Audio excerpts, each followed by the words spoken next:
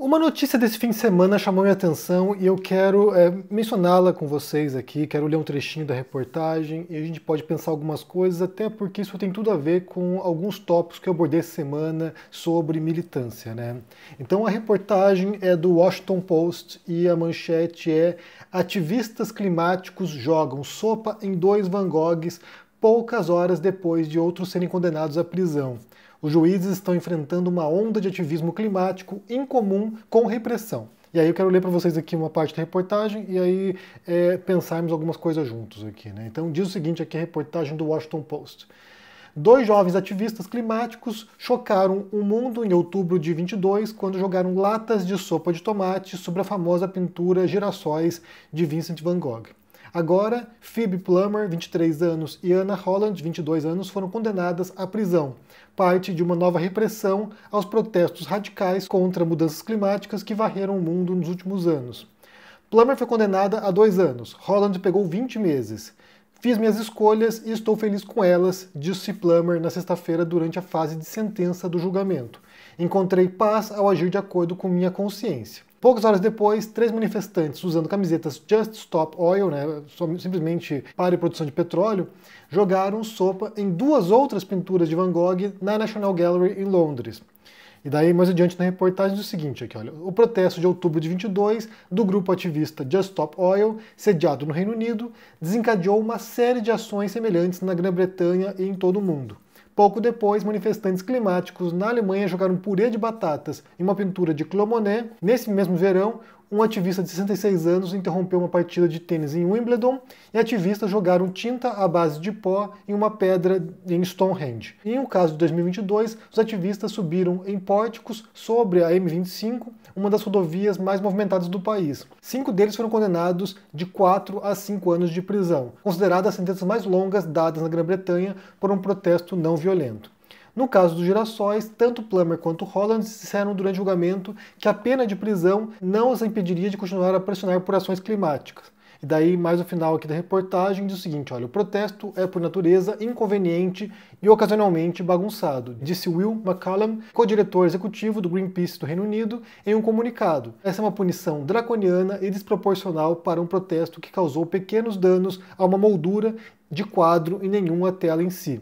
Os especialistas estão divididos quanto à eficácia de tais protestos para a conscientização climática. Alguns apontam para pesquisas que mostram que as táticas radicais são vistas como menos eficazes pelo público em geral. Outros argumentaram que táticas novas e criativas atraem a atenção da mídia e estimulam diálogos. Os juízes criticaram amplamente os manifestantes por tomarem nas próprias mãos a luta contra a mudança climática, quer ela atrapalhe a vida de outras pessoas ou não. Os ativistas responderam que os protestos fazem parte da vida em uma democracia viva. Os senhores se autodenominaram os únicos árbitros do que deve ser feito em relação à mudança climática, disse o juiz no caso da rodovia M25, sem se ater aos princípios da democracia ou do Estado de Direito. Então aqui você tem dois pontos, né, principais. Um deles tem a ver com esse tipo de ativismo, né, esse tipo de militância, nesse caso aqui enfrentando, né, tentando conscientizar em relação às mudanças climáticas, e aí ações, principalmente contra obras de arte. Eu não me recordo se na época eu fiz vídeo sobre isso, se eu comentei essa ação aqui contra o Van Gogh, né, jogando sopa numa tela de Van Gogh, uma das mais famosas do Van Gogh, né, que vale milhões e milhões de dólares, uma das mais caras do mundo, inclusive. Eu não me recordo se falei sobre isso, mas certamente é o tipo de ação que pode levantar muitas questões sobre a eficácia disso de fato, que é o que mostra a reportagem, né? Eu fico tentando entender qual seria o objetivo de atacar a obra de um artista que na época dele, quando ele estava pintando, né, quando ele estava lutando para ser um artista reconhecido, que era um fudido. O Van Gogh era um cara fudido, né, fracassado, que não conseguia vender suas telas, vendeu uma única tela para o próprio irmão e que tinha problemas psiquiátricos, né? Então assim, era um cara totalmente, com dificuldades na vida. E aí pegar um pintor que seria um símbolo, talvez, né, desse sucesso póstumo para tentar conscientizar em relação a, sei lá, qualquer tipo de causa, me parece sei lá, me parece estranho, me parece contraproducente, me parece pouco funcional, na verdade. Mas gostaria de ouvir de vocês aqui como é que vocês entendem esse tipo de ação, né, contra obras de arte, contra monumentos, né, Stonehenge, por exemplo, né, como é que você entende esse tipo de protesto, se tem algum tipo de eficácia na sua concepção. E aí outro ponto é sobre a punição, né, a punição de prisão para esses manifestantes, para esses ativistas, e como nesse caso aqui foram consideradas penas excessivas para manifestações não violentas. Então, também tenho minhas dúvidas aqui até que ponto que essa pena vai inibir esses ativistas, né? Então, assim, talvez tanto que no mesmo dia em que houve a decisão, outros manifestantes jogaram também sopa na mesma pintura. Então, não me parece que vá coibir, não me parece que vá ter algum efeito para tentar, sabe, reprimir esse tipo de comportamento. Daí, pondo isso aqui na mesa, né, para a gente pensar, e eu quero ouvir de vocês aqui o que vocês entendem sobre isso, né, sobre o ato, né, de, sabe, tentar danificar obras de arte valiosíssimas para chamar atenção para uma causa e a prisão. Como é que você entende isso? Pode deixar no comentário aqui embaixo. Mas a partir disso, mas a partir desses casos aqui mencionados, eu quero voltar à questão da militância, porque eu fiz um vídeo dias atrás reagindo a um vídeo do João Carvalho, no qual ele falava sobre militância ateísta e criticava, né, os jovens militantes que, sei lá, reproduziriam falas de outras pessoas e que seriam chatos e que atrapalhariam, inclusive, a causa de defesa da população mais carente, dos trabalhadores, assim por diante. E aí houve algumas reações, eu publiquei uma reação recentemente, e aí também, dias atrás, anteontem, se não me engano, o Daniel Gontijo fez um vídeo bem interessante, uma live, né? Ele fez uma live de 1 hora e pouco, quase 2 horas de live, falando sobre alguns pontos que eu mencionei, inclusive iluminando alguns pontos que eu mencionei aqui rapidamente, e ele foi explicar dentro da psicologia como isso é entendido. Então é bem interessante. E isso tem a ver, inclusive, com aquilo que eu já estudei, né? Então eu fiz um curso no passado sobre ciência da religião, para tentar compreender por que as pessoas acreditam e são devotas religiosas. Inclusive tem a questão do ateísmo também, né? Como seria entendido na psicologia. É parte da psicologia, mas também tem questões sociológicas e assim por diante. Então é bem interessante, se você quiser assistir essa live do Daniel Gontijo, para entender esses mecanismos psicológicos que podem estar atuando para que haja crença religiosa e para que haja também a descrença religiosa, né? Então vale assistir. E aí é claro também que o Daniel tinha suas divergências, seus pontos de divergências ali, e eu quero ouvir um deles porque tem a ver justamente com a militância, né? Justamente com aquilo que eu considerei como negativo. Vamos ouvir juntos aqui o que diz o Daniel Gontijo e depois eu quero fazer algumas considerações sobre o que ele disse. E o Henry traz que a palavra militar vem, ou fazer militância, dessa mesma origem de quando a gente pensa na hierarquia militar e tal. Talvez venha mesmo, ele pode estar certo sobre isso, só não pesquisei a respeito disso, mas eu vejo que nesse contexto de uma luta ideológica, quando a gente pensa em militância, eu não sei se o que a gente tem em geral é isso. São pessoas que não têm um senso crítico e estão apenas seguindo ordens, não pensando por conta própria. Tá, pode existir muitas vezes essa liderança que influencia o que outras pessoas pensam e fazem. Mas será que toda influência é nociva? É ruim? Será que não existe espaço para a gente ser influenciado sem perder nossa autonomia intelectual, nosso senso crítico? Que é o que eu gostaria. Eu gostaria de ver pessoas é, absorvendo minhas ideias, minha forma de pensar, mas sem temer me questionar, sem perder uma divergência saudável, importante, que tem que existir mesmo. Eu quero que as pessoas gostem do meu trabalho, mas se sintam livres para me questionar, para me criticar, para pensar por conta própria, entende?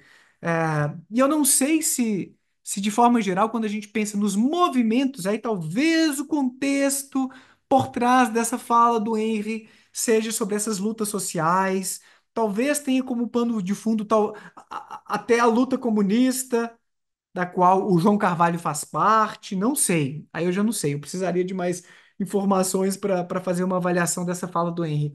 Mas é porque muitas vezes no contexto do ateísmo o uso da palavra militância não está nesse sentido que o Henry está usando, e talvez por isso o que o João Carvalho falou e o que o Henry está aqui trazendo também ah, seja um universo semântico diferente no uso da palavra militar ou militância.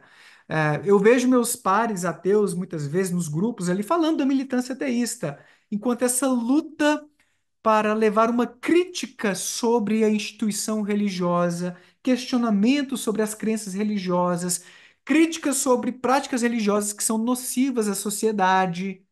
Eu acho que é um uso diferente, e aí fica parecendo que a militância ateísta é uma coisa ruim, saca? Ou é uma luta à crítica por parte daqueles ateus que não são os líderes, ou que não estão tomando frente dessa batalha, entre aspas. Não sei, não sei. Porque eu acho que a gente pode ser influenciado de forma positiva, né? Eu sou influenciado por Henri Bugalho. Eu consumo os conteúdos de Henri Bugalho e gosto talvez da maior parte das coisas que ele faz, mas não sinto que seja uma influência ruim, ou que eu perca a minha autocrítica, ou que eu não tenha espaço para questionar e criticar. Tô aqui criticando um dos caras que eu mais assisto no YouTube, saca? E sinto que eu faço isso de forma livre e saudável, que ele não vai ficar puto, chateado comigo e tal. Ele é um cara da filosofia.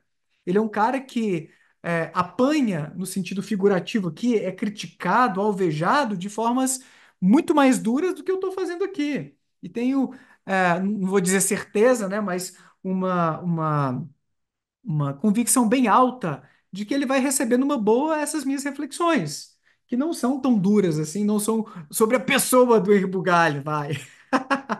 Mas é isso, o termo militância, talvez aqui o meu trabalho hoje esteja sendo mais filosófico até, como o trabalho do Henry frequentemente é, né? Ele faz reflexões filosóficas sobre algumas tretas, alguns problemas políticos, e são boas reflexões em geral, na minha opinião. Mas seja, talvez o meu trabalho que seja muito mais o de questionar, não para falar que ele está errado, tá? Nesse sentido, mas aqui pensando no uso da palavra militante, para refletir sobre contextos em que a palavra funciona de outra maneira.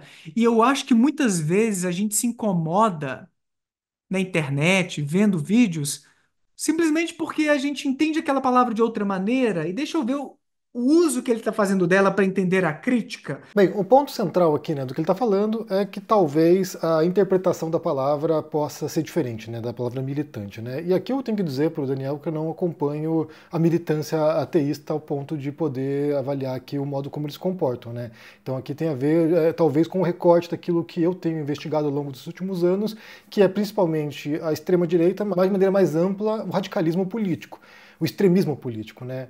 Então, eu posso dizer, em relação a esse recorte, né, que é o recorte sobre o qual me debruço, que na vasta maioria das vezes os militantes são bastante insuportáveis e eu entendo o termo nesse sentido negativo. Eu não sei se eu posso extrapolar isso para a militância ateísta, né, porque eu nunca acompanhei nem sequer nos tempos mais gloriosos da ateia, né. Então, assim, não é algo que eu realmente acompanhe, embora eu acompanhe em parte a militância religiosa, e aí sim você tem de fato muita gente bastante extremada, fundamentalista, que tende a defender de maneira bastante incisiva e às vezes agressiva a própria visão.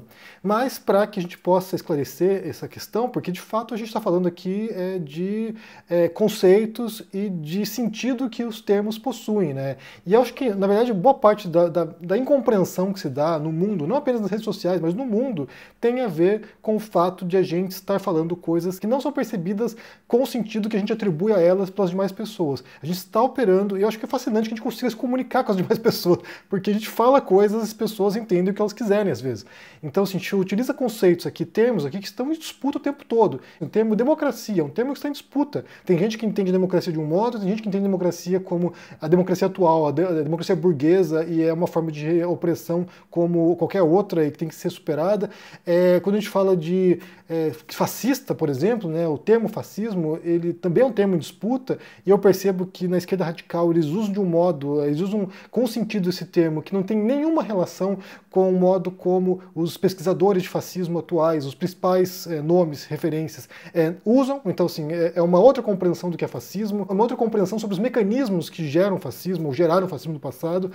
Quando se fala, por exemplo, de radicalização, né, até um ponto que o Daniel menciona sobre radicalização, que eu imagino que seja um termo utilizado no mesmo sentido que eu utilizo aqui, que é o modo como se opera na ciência política, por exemplo, e que outros grupos têm outra visão sobre radicalização e sobre o que é ser radical. Então, assim, há uma interpretação neutra de radicalização, há uma interpretação positiva de radicalização e há uma interpretação negativa de radicalização, né? Então, assim, são diferentes modos de compreender esse processo de adesão a certas ideias que seriam ideias transformadoras da sociedade, né? E aí há modos distintos de lidar também com essa questão. Ou a própria palavra extremismo, né? O modo como ela é compreendida também tem diferentes interpretações, há diferentes modos de se aproximar desse termo. O terrorismo também é uma questão, né? É um termo em disputa. Mesmo no campo de investigação do terrorismo não há um consenso sobre o que seria terrorismo. Então a gente fala de conceitos que estão em disputa, que estão, sabe, sendo debatidos, e é claro que nesse contexto aqui o uso que eu faço de militância não é do mesmo modo como o Daniel entende, ou como outras pessoas entendem, ou como outras pessoas que se veem como militantes entendem também. Só para ter uma ideia aqui, por exemplo, só para você perceber a diferença, né? Inclusive é uma diferença cultural sobre o termo. Você tem aqui, por exemplo, no português, né, dicionário brasileiro, Michaelis, está aqui na internet, militante, primeira acepção, que ou aquele que milita, que luta e combate. Segunda acepção, que ou aquele que defende uma causa ou ideia ativamente. E 3, que ou aquele que está em exercício ativo, que desempenha uma atividade. Então, sim, aqui tem um sentido de violência, né, de luta, combate, que é a primeira acepção, que teria a ver com esse sentido do militar, e depois tem outros sentidos que seriam mais neutros, né. E daí você pega uma definição em inglês aqui do dicionário de Cambridge, a definição é diferente. Militante é ativo, determinado e frequentemente disposto a usar de força. Então, sim, é uma outra acepção, é um outro sentido. Aqui já entendo que seria de negativo, né? Então, sim, já teria um sentido mesmo de agressividade e que estaria talvez mais alinhado com a minha percepção do que são os militantes, pessoas que estariam dispostas, se necessário, a usar de força. E aqui a gente pode voltar, inclusive, ao caso do começo aqui mencionado, né? O caso das jovens que jogaram sopa no Van Gogh, embora não seja um ato de violência assim, né, interpessoal, mas me parece um ato de violência simbólico, né, artístico, contra o patrimônio da humanidade, uma obra de arte importantíssima de um pintor reconhecido, canônico. Então, assim, é um ato de violência simbólica e que ofende muita gente. Me ofendeu. Quando eu vejo alguém indo num museu para tentar destruir uma obra de arte, me parece um ato, sabe, de fundamentalismo, nesse caso aqui, climático, né? De ativismo climático. Então, assim, é claro que a gente pode pensar como esses termos, eles estão em disputa de fato, e claro, né, se o Daniel quer se identificar como militante, e ele entende em outro sentido, no sentido positivo, também não tem o menor problema com isso. É claro que ele vai ter outra acepção da palavra aqui, o modo como ele compreende. Na minha perspectiva, na minha apreensão do negócio, e na minha experiência com grupos militantes, eu tendo a ter uma visão mais negativa. Mas é claro que também é impossível generalizar, porque há diferentes modos de militar e há diferentes propostas de atuação sobre o mundo, né? Então é claro que, como eu falei, na minha perspectiva, na minha experiência individual, eu reforçaria o que eu disse. E aí, só um último detalhe para encerrar esse vídeo. Eu também fiz um vídeo essa semana respondendo ao Matheus do canal Panterrey, e aí ele fez uma tréplica, né? E eu não vou responder a tréplica porque não me parece que ele tenha abordado os principais pontos que eu mencionei aqui na minha réplica. Então, assim, senão a gente vai ficar aqui num loop perpétuo sem falar a mesma linguagem. Mas aí ele fez duas perguntas ali que, bem, eu acho que vale responder, né? Me intriga um pouco a pergunta, mas ele me perguntou qual era a minha ideologia. E aí um pouco frustrante, depois de ter quase 3 mil vídeos publicados no canal aqui, eu tenho que vir explicar qual é a minha posição política, né? Sendo que já falei várias vezes sobre isso aqui, em inúmeros casos, e eu acho que inclusive é explícito, né? A pauta antirracista, a pauta, sabe, contra a misoginia, a pauta defendendo minorias o tempo todo, né? Então, assim, inclusive contra a opressão, contra a desigualdade social. Então, assim, parece meio absurdo eu ter que vir aqui explicar isso. Mas se fosse ter que dizer com todas as letras aqui com que eu me identifico, eu diria que no campo das ideias, no campo, sabe, puramente especulativo, eu sou fascinado pela obra do Bakunin. que é um filósofo anarquista. Quando eu li, por exemplo, Deus e o Estado, eu li aquele texto e falei, gente, é isso aqui. Então, assim, em termos de ideias, eu acho o anarquismo fascinante de fato, assim, uma proposta incrível, mas eu não sou anarquista por muitas razões, e uma delas porque me parece uma proposta inviável, impossível, assim, é impraticável. Então, assim, eu posso imaginar que seja possível implementar uma comunidade anarquista num pequeno grupo, numa pequena comunidade, mas não é possível implementar um sistema complexo, né, como se fosse uma nação, por exemplo, representante de um território grande, que isso funcionasse. Então, assim, me parece impossível. Então, assim, por mais que a ideia me encante, eu acho fascinante a mensagem, né, o texto do Bakunin também, eu não sou um anarquista, obviamente. Então, eu estaria mais identificado com a social-democracia ou mesmo com o socialismo democrático, no estilo do Bernie Sanders, por exemplo. Então, é com isso que eu me identifico. Mas não é aquilo que eu faço nesse canal. Então, assim, eu não estou militando aqui em prol da social-democracia, não estou militando por causas políticas. Eu me envolvo com a questão política por causa do Bolsonaro, vocês sabem disso, que me parece um risco tremendo para a democracia brasileira. E aí a mensagem que eu trazia é que se você acha que está ruim, pode ser muito pior. Então, assim, o Brasil é uma democracia problemática, não está entre as democracias mais sólidas do planeta, é uma democracia recente, basta pensar que até quando eu era criança, por exemplo, até quando eu era pequenininho, ainda havia ditadura no Brasil. Então, assim, é um país com uma democracia frágil, recente, ainda em amadurecimento. Então, assim, a gente tinha ali uma figura que estava atuando com uma mensagem, com uma retórica antidemocrática. Então, me pareceu naquele momento emergencial me posicionar em relação a essa questão e denunciar o discurso antidemocrático do Bolsonaro. Isso não quer dizer que eu acho que a democracia brasileira é perfeita, ou mesmo que as democracias do mundo sejam perfeitas. Elas são imperfeitas, elas são muito ruins em muitos aspectos, né? São, sabe, sistemas problemáticos, confusos, que dão voz, às vezes, para vozes antidemocráticas, que permitem que essas vozes cheguem ao poder, às vezes. Então, assim, a gente sabe que a democracia é uma bagunça, a gente sabe disso, mas faz parte do processo democrático ser essa bagunça também. É muito melhor você estar nessa bagunça do que você estar num regime repressivo no qual você não possa discordar, não possa se manifestar, não possa se opor, não possa, sabe, você quer confrontar a voz dominante. Então, sim, me parece essencial defender a possibilidade de estar nesse regime bagunçado como é o brasileiro. É claro, como eu falei, que não é perfeito. Inclusive, eu gostaria de falar uma coisa aqui. O Brasil é um país muito problemático. Se fosse bom, se estivesse bom aí, eu estaria aí, não estaria fora do Brasil. Eu não fui embora do Brasil porque estava bom o Brasil, eu fui embora porque estava ruim. Eu fui embora porque eu não vi oportunidades, eu fui embora porque me pareceria que ser um imigrante em outro país, sofrendo todas as dificuldades que sofrem os imigrantes, ainda era mais digno do que ser um cidadão no meu próprio país. Então, assim, eu fui trabalhar fora, fui ser garçom, fui trabalhar como dog walker, fui fazer um monte de coisa, um monte de bico fora do país. Eu formado, pós-graduado, fui trabalhar, fazer um monte de trabalho esquisito fora, porque me parecia que eu teria mais dignidade assim do que estando aí. Então, é claro que eu compreendo que há muitos problemas no Brasil, muitos problemas severos no Brasil, então, assim, nem de longe eu imagino que eu defenderia o estado de coisas aí. Só que, por outro lado, também não me parece que haja qualquer condição, assim como não há condição de acontecer uma sociedade anarquista, não me parece que haja condição de uma revolução política que vá mudar não apenas o regime, né, não apenas o sistema político do Brasil, mas mudar o sistema econômico do Brasil. Então, assim, isso também é um delírio, né? Então, assim, é tão delirante quanto o anarquismo. Então, para mim, isso sabe, simplesmente quem defende isso bem, tem seu direito de fazer isso, mas me parece que está fora da casinha. Então, é o ponto, né? Então, assim, esse militante pode falar o que bem quiser. Eu já acho, inclusive, que essa pergunta feita pelo Matheus já é decorrente de uma contaminação da imagem que grupos radicais de esquerda fazem em relação a quem não é radical. Então, assim, é como se fora da visão deles não houvesse nada, não houvesse esquerda fora daquilo. Então, todo mundo que está propondo outros modelos, inclusive reformistas no interior do sistema, compactuam com esse sistema. E isso é ridículo, né? Então, assim, é um terraplanismo ideológico que, embora conquiste algumas pessoas, certamente não tem qualquer tipo de tração e adesão na massa dos brasileiros, né? Então, a gente fala de religião aqui, fala de questões políticas, ideológicas, a gente sabe que a grande maioria dos brasileiros não compra ideias dessa natureza. Então, assim, por isso que se torna mais difícil ainda você imaginar qualquer tipo de ruptura radical em termos de sistema econômico no Brasil ou fora, né? Nesse momento não dá para pensar em nenhum outro país no mundo que esteja em condições de fazer isso. E aí, o segundo ponto que ele propõe ali é sobre o papel que o intelectual público teria, né? Alguém que fez filosofia, que deveria mobilizar as pessoas, né? Então ele acha que eu, como influenciador aqui, ou como alguém que está no YouTube, deveria compreender o meu papel como influenciador e me propor a mobilizar os seguidores aqui, quem acompanha o canal. E aí eu acho que é uma visão bastante restrita e limitada do que é a filosofia, né? Então, assim, não acho que os filósofos tenham qualquer tipo de papel de mobilização de ninguém.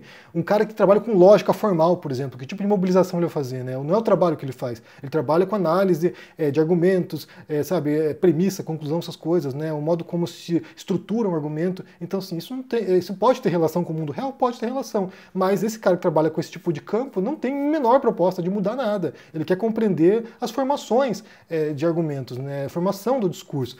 Ou, por exemplo, quem trabalha com estética. Eu sei que tem gente que acha que a obra de arte tem que desempenhar um papel, em apoiar ou levar adiante a mensagem do partido, mas a obra de arte por si própria não tem essa proposta também. Então, assim, quem trabalha com estética, trabalha com interpretação do que é a obra de arte, sobre a beleza, sobre o sublime, também não tem qualquer tipo de compromisso de, mobilizar ninguém. Há muitos campos filosóficos que não têm qualquer tipo de proposta de mobilização de massa ou de transformação social. Então, me parece, como eu falei, uma compreensão muito restrita de um subcampo, de um conjunto de autores no interior da filosofia que se propõe a isso. Mas não é obrigação de nenhum filósofo, nenhum professor de filosofia, ninguém que trabalha com filosofia, de mobilizar ninguém e sequer se posicionar politicamente.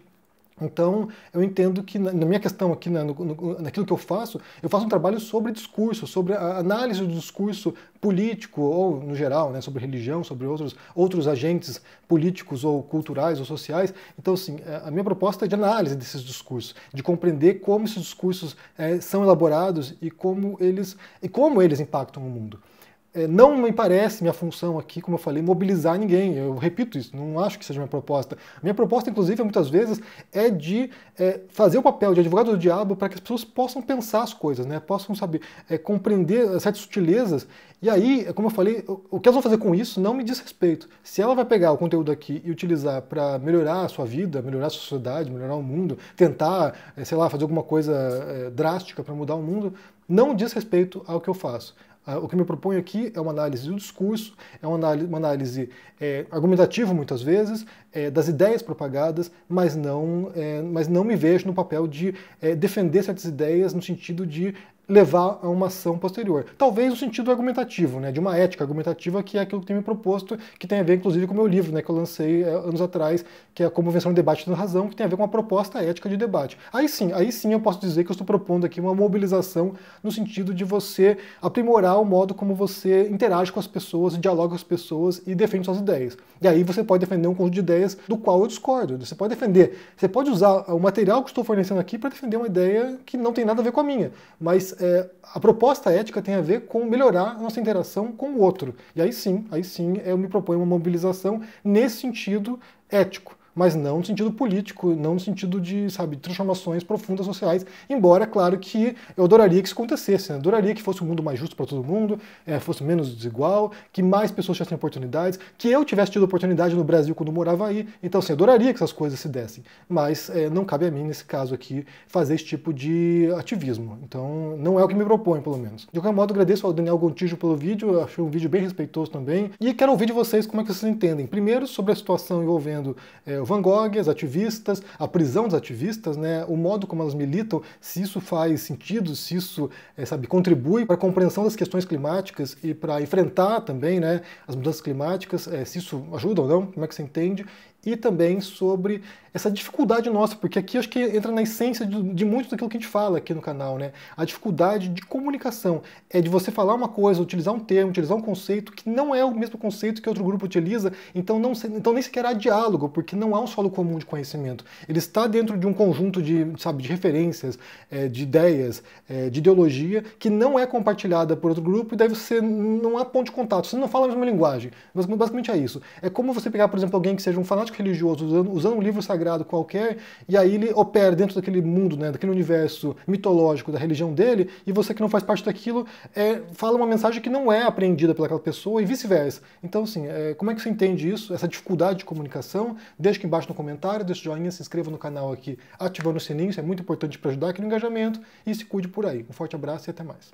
Tchau! Chegou o grande dia da nossa aula com Gessé Souza e lançamento do seu novo livro, que tem o título O Pobre de Direita. Se você já está inscrito, fica atento que 1 hora antes da aula vai chegar no e-mail que você cadastrou e no grupo de WhatsApp, que você faz parte também, o link para você clicar, entrar na sala de espera e poder assistir a aula. Se você não se inscreveu, que sorte que você está assistindo esse vídeo hoje, uma aula histórica de um livro que vai virar referência no Brasil. E depois vai ter debate aqui junto com o Gessé para vocês poderem mandar as perguntas de vocês. Um abraço e até mais tarde.